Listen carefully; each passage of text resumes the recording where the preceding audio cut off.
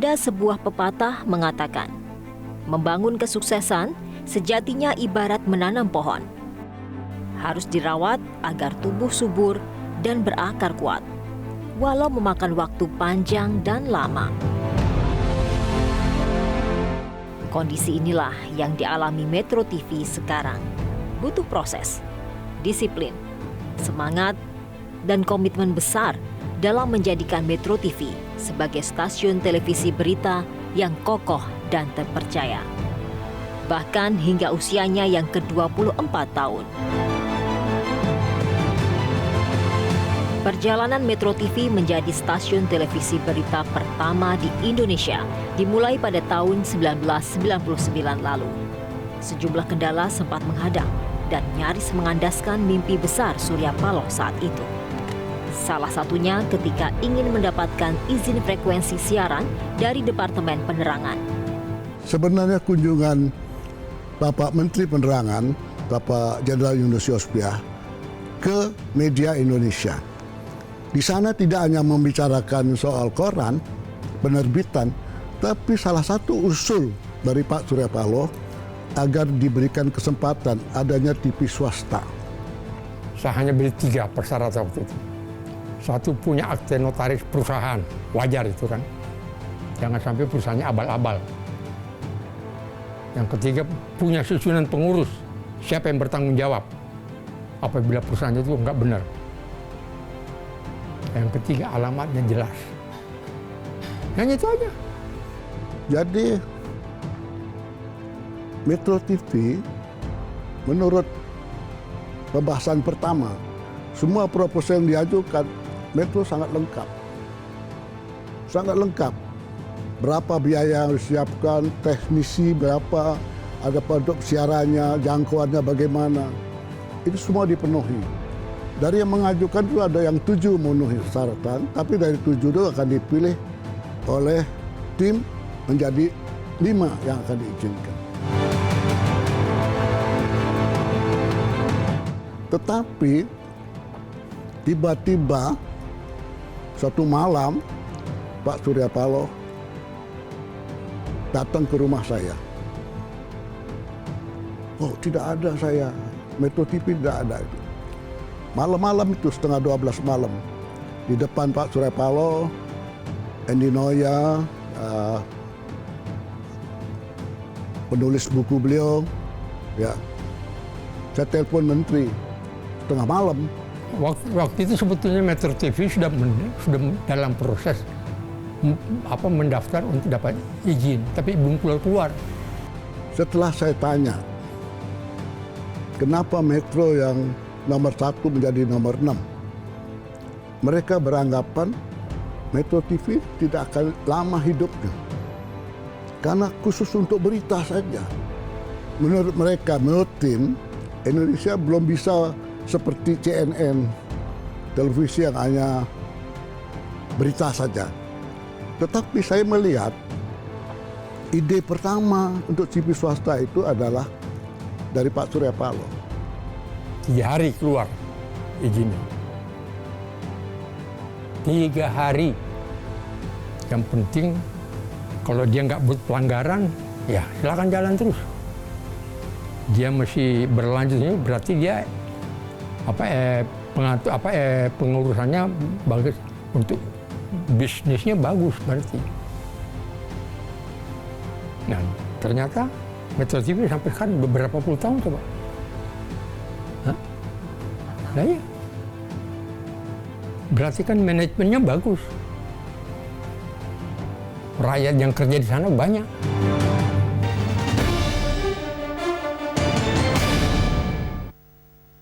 Masih tetap bersama kami, Preview Night Metro TV.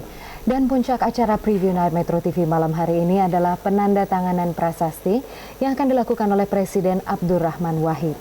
Yang merupakan lambang Metro TV, yaitu sebuah patung burung elang yang gagah perkasa.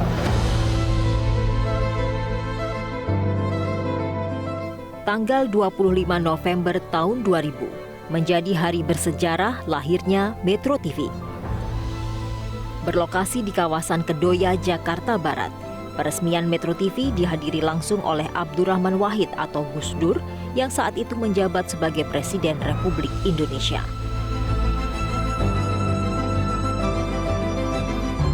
Namun, awal berdirinya Metro TV justru sempat memunculkan banyak anggapan miring dan sikap pesimisme dari sejumlah pihak. Metro TV diramal tidak akan berumur panjang karena karakter penonton Indonesia yang saat itu lebih ramah dengan televisi hiburan. Faktanya justru berbicara lain. Surya Paloh mampu membawa Metro TV sebagai stasiun televisi kepercayaan masyarakat karena dapat memberikan edukasi, memuat informasi aktual, hingga mengusung prinsip kebebasan pers. Ya memang kan Pak Surya memiliki semangat kepeloporan ya, menciptakan sesuatu yang baru, yang orisinal. Dan TV ini kan tidak boleh ada yang namanya sinetron, tidak boleh ada yang namanya selebriti kawin cerai, ya kan. Jadi betul-betul sebuah televisi berita yang kredibel. Dan dengan kredibilitas itu dipercaya bahwa lambat laun bahwa akan mendapatkan revenue yang bermakna. Nah, pada saat tahun 2000-2001 itu kan pintu kebebasan sudah terbuka dan Bang Surya merasa bahwa kalau tidak ada media televisi, media berita misalnya yang terus-menerus mengulas realitas, termasuk realitas politik, maka pasti ada yang kurang tuh dalam proses transformasi demokrasinya. Optimisme Surya Paloh dalam membangun televisi berita juga didukung penuh oleh kekuatan dari sumber daya manusianya.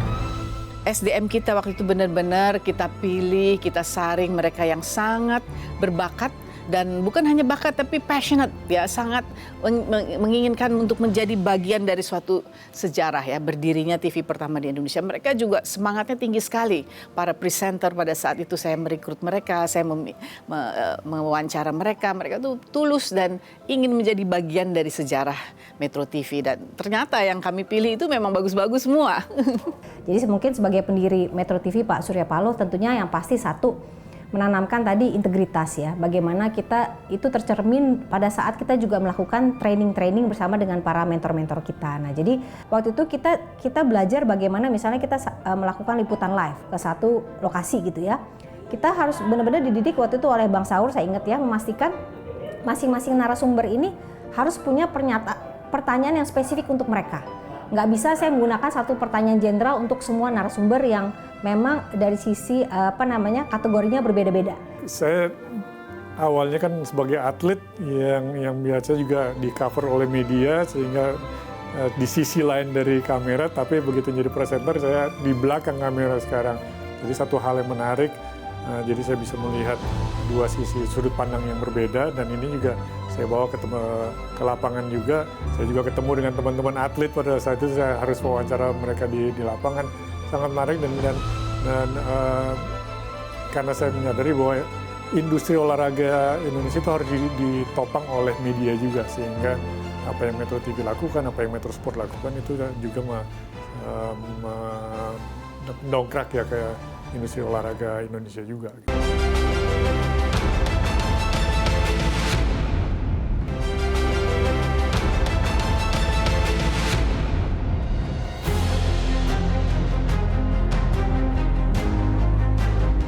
Dalam perjalanannya, Metro TV berperan besar mencerdaskan kehidupan bangsa, memberikan pemahaman yang menjadi warisan berharga pada masyarakat di tengah riak politik, gelombang bencana, kegelisahan berdemokrasi, hingga kesukaan dan kedukaan dalam dinamika berbangsa. Dengan identitas sebagai televisi berita, Metro TV menciptakan program unggulan yang mendorong diskusi kritis dan inspiratif. Dari berita hingga talk show mendalam. Jadi pelan tapi pasti tidak berbasiskan rating, tapi berbasiskan mutu dan posisi konten pemberitaan. Ya akhirnya mendapatkan kepercayaan kan. Dan breaking news itu juga program yang laku juga. Ya, saban kali ada peristiwa besar, apakah itu bencana alam, ya orang kan berpaling kepada Metro TV. Nah, breaking news itu menjadi juga program yang dipercaya orang, bahwa kita melaporkan apa adanya dari peristiwa yang dramatis. Dan ini posisi mobil satelit kami di sini. 4 km saja dari puncak Gunung Merapi, dan kami saat ini masih kesulitan untuk menaikkan sinyal satelit kami. Jika dalam waktu 15 menit kami masih belum berhasil, kami akan segera turun. Dan ini juga kondisi masih sangat mengkhawatirkan, mengingat kita juga belum bisa melihat dengan jelas bagaimana puncak Merapi di sana. Apakah masih ada kemungkinan lain untuk terjadi erupsi dari Merapi? Ya, sebenarnya yang menarik itu adalah saban kali ada breaking news, saban kali di situ kan terjadi perdebatan yang menyenangkan. Iya kan, layak nggak ini breaking news itu yang pertama. Tapi yang kedua, memilih orang, kebetulan si presenter itu yang berada di studio. Sampai berapa jam dia kuat dan mencari narasumber secepatnya. Dan kita punya pengalaman yang sangat dramatis, usia kurang lebih 1 bulan, kita sudah menghadapi bom Natal. Itu luar biasa itu. Bayangin, TV masih bayi itu, bayi banget, menghadapi bom Natal. Dan kita lakukan itu breaking news, berkepanjangan. Dan itu menurut saya daya tarung yang tinggi kita miliki di sini. Saya ingat waktu selesai taping hari Sabtu itu untuk Sports Magazine, tetapi pada saat itu tiba-tiba terjadi shuttle Columbia meledak di Amerika. Ya, nah itu kita harus breaking news langsung harus live. Tapi tidak ada presenternya. Terpaksa saya nanti di situ membawakan breaking news mengenai kejadian menyedihkan, yaitu Columbia waktu itu meledak tahun 2003 waktu itu. Ya, jadi sampai ada presenter yang datang, saya harus terus menjalankan itu. Semua waktu itu kami diarahkan untuk meskipun saya di olahraga, tapi seperti tadi ya, kalau tiba-tiba diperlukan breaking news, diperlukan live, diperlukan untuk ke tempat lainnya yang bukan olahraga, masih tetap bisa lakukan. Apa sih pengalaman waktu saya di Monas ini dekat sini, waktu itu apa sih ada kegiatan yang tiba-tiba itu Monas itu dan sekitar istana itu dikepung dengan tank. Nah, pada saat itu saya ditugaskan di sana Mbak Lalita gitu, dan kebetulan karena memang udah ada di sana, kita udah nggak bisa keluar nih. Waktu itu udah sekitar jam 7 malam ya, nggak bisa keluar, terpaksa harus nginap. Nah, jadi karena saya satu-satunya reporter yang ada di situ, kemudian ada teman-teman kameramen juga, ada SNG di situ. Jadi kita harus live tiap jam. jadi agak exhausted juga gitu. Jadi jam 7 udah live, terus sampai udah live lagi ya jam 8. Live lagi. Belum ada perkembangan apa yang mau dilapor, pokoknya live aja. Live lagi jam 8. Oke, nanti begitu ada perkembangan, nah itu saya lakukan sampai jam 3 sampai jam 4 pagi gitu. Jadi benar-benar exhausted. Waktu itu saya kalau nggak salah perempuan sendiri di situ, semuanya almost laki-laki dan juga banyak anggota TNI gitu ya. Tapi ya alhamdulillah karena memang kita menjalankan tugas yang menurut kita penting, menyampaikan informasi ke masyarakat gitu ya secara etis. Jadi kita nggak merasa gentar Mbak Lalita gitu. Bang Surya itu dalam momen-momen yang penting justru memberi kita yang terdepan. Kalian deh anak-anak muda, toh kalian sudah belajar dengan baik. Udah, kalian paling depan, abang dukung dari belakang. Nah, sikap seperti itu, sikap yang memang, ya itu Metro TV gitu loh. Tapi kadang-kadang dia pun terdepan. Mutia diculik, mau dikembaliin, dia langsung datang sendiri ke Jordania, jemput langsung gitu. Nah, itu Bang Surya, kadang dia bilang lu di depan, abang dukung dari belakang. Kadang dia bilang, nggak bisa, ini abang pimpin sendiri, ini penting banget, abang jemput dia. Jaringan yang kita buat dengan Al Jazeera waktu itu sangat membantu waktu Mutia Hafid itu disandera di Irak. karena kita memiliki hubungan yang baik dengan TV Al Jazeera, itu membantu sekali mendapatkan informasi bagaimana dan bagaimana Mutia itu, dan waktu itu kameramen juga ya Pak Budi nggak salah ya, itu bisa diselamatkan. Jadi saya pikir aduh ternyata channel yang kita buka waktu itu dan mereka datang ke Indonesia, kita saling mengenal, kita tukar berita juga, saling mengenal antara wartawan, itu benar-benar suatu pengalaman yang mengharukan dan juga membanggakan.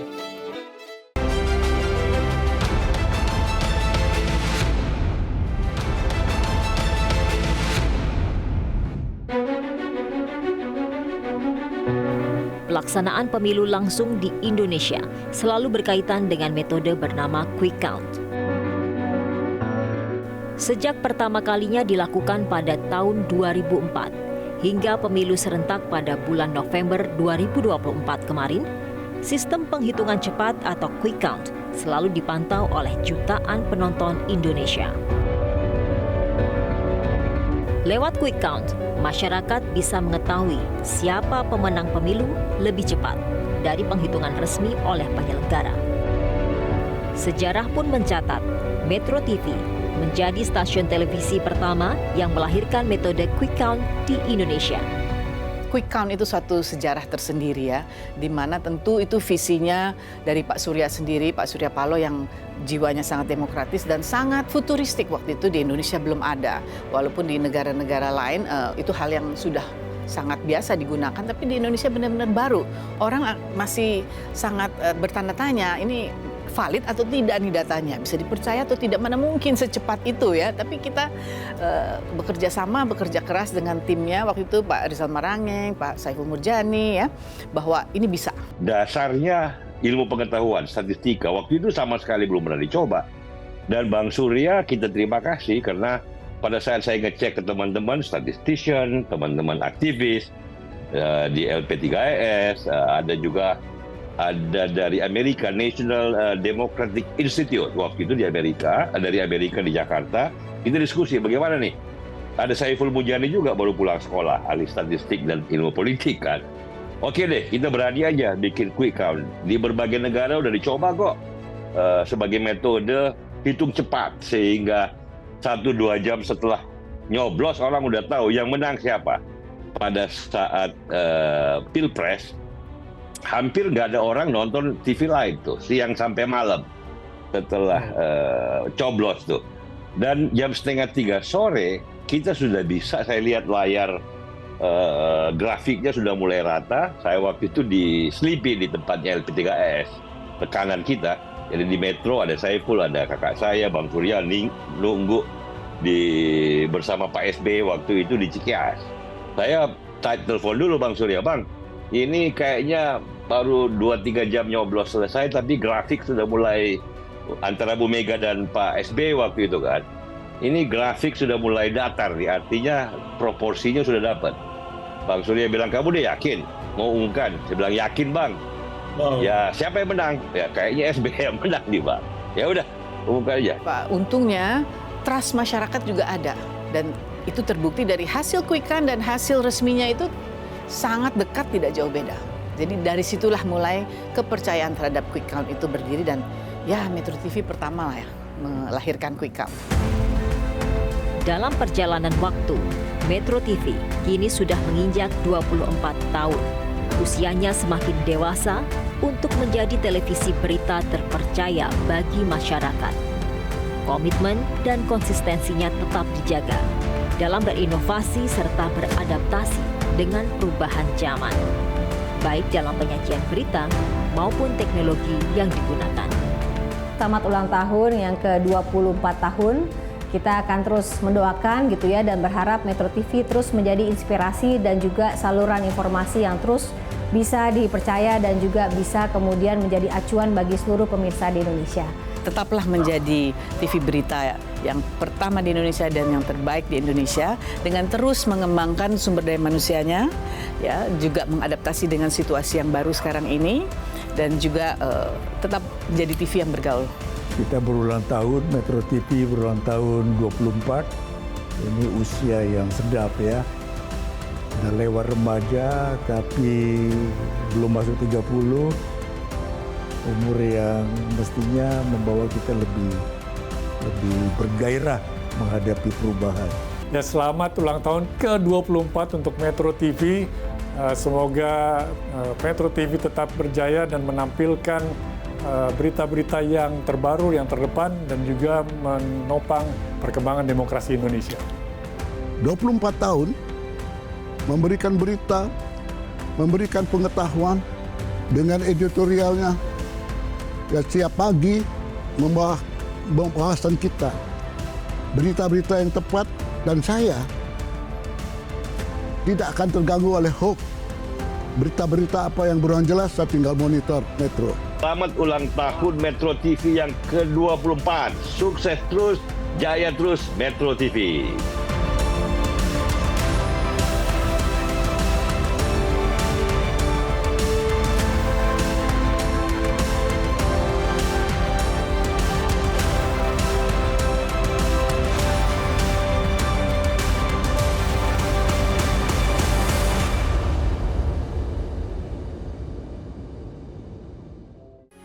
Metro TV. Jelajahi cara baru mendapatkan informasi. Download Metro TV Extend sekarang.